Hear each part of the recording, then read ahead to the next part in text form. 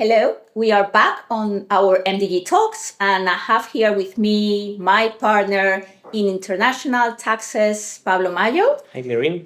Hello, and we want to talk about Beckham Law today, and it's a constant in our day-to-day, but I would like to go a bit deeper about the current situation, what you are seeing every day. So let's start by how many applications do we do at MDG Advisors every year? I'd say that we are completing roughly an average of 50 applications per year, something like that. Okay.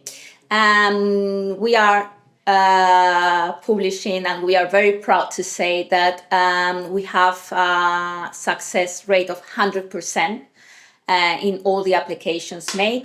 Why do you think we were lucky enough to reach this success? This is obviously not pure coincidence. The main reason is that before we apply to the regime or we start planning for it, we analyze each specific case. So in case we do not see any requirement pretty clear, we advise the client not to move forward. Okay, so that would be transparency in the process. Yeah, absolutely.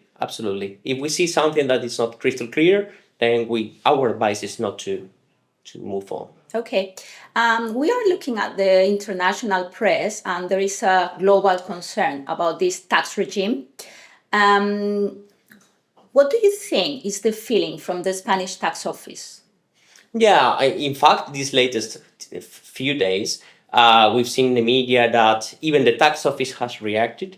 Well, the main or the origin of all this was an article published by an English professional services firm that has created a lot of controversy and between the public. Now, I understand that the tax office is feeling like even attacked about it.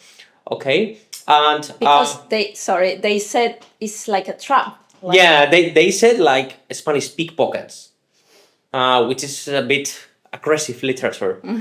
Okay, so the tax office is taking like a bit defensive approach on it. We understand that maybe it's a bit too much to say, but let's see how it goes. Yes, I mean, I agree. It could be a trap if you apply and you are already living here, and afterwards the tax office rejects the application and goes back up to 4 years, the non-prescribed years. So that's why I think the previous advice that you were just mentioning is key. Yes, it is. In fact, as part of our initial advice to the clients, we always tell them that it's not a matter of meeting the requirements today.